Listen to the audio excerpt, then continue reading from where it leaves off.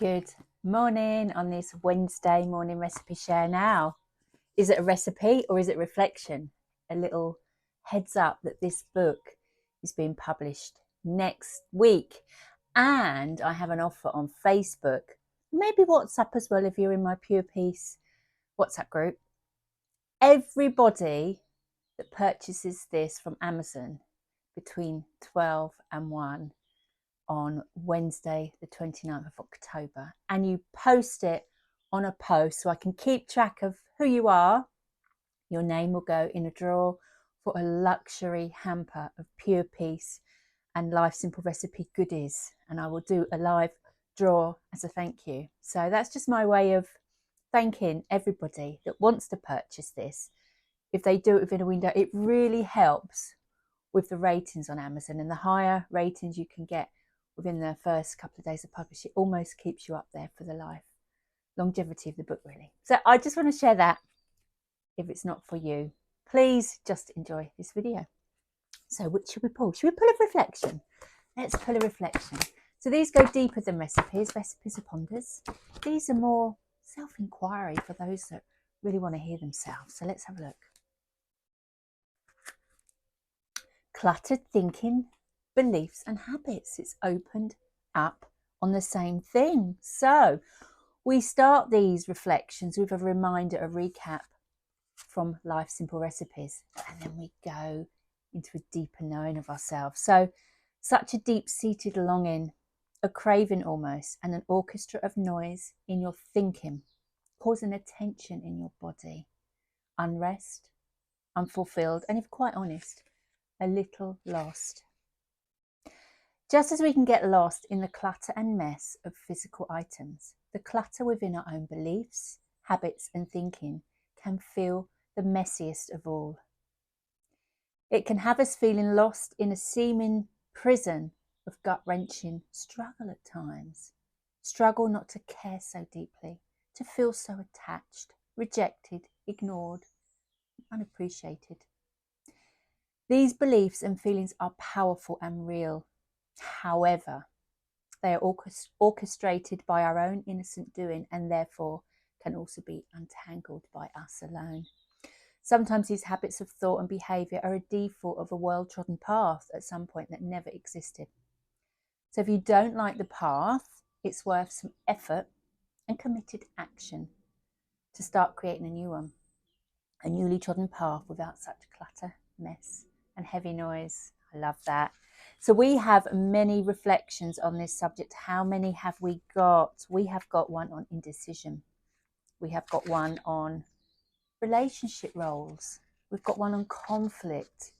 We've got one on trust, stress factors, joy, focus, body and mind. Let's look at body and mind, shall we? The last one, and then there's a little bit of space for your notes. Interesting. How are your hydration and nervous system? Could there be small changes to support yourself with this? This may seem small, but it's powerful. Your body and mind are deeply connected, and simple physical needs like hydration and nervous system regulation can have a profound impact on mental clarity. Of course. Clutter, whether mental, emotional or energetic, can feel overwhelming. Yet it's also an invitation to pause, reflect and realign. What is one small shift you could make today to invite more clarity, peace and balance into your life? Perhaps write it down to make it feel more real. Yeah, these invite a actual inventory or change into your life to try it. All these reflections, as of recipes, they are for you to find your own direct experience within them. I can only share my truth. So for me today, I'm tired. My dog had me up at 3:30 this morning and I didn't get back to sleep. I was working, not doing a live before 7 this morning, and just as I was nipping off to sleep, he got me up again at 5:30. So my body and mind is tired today. So one small shift I've made, which will bring more balance into my day, is I'm not going to rush today. I'm going to get everything done that I would get done, but I'm going to take my pace slower, because my cluttered thinking, oh, I'm tired, or I've got so much to do, how am I going to get it done, I'm tired, is cluttered beliefs, a habit, and thinking.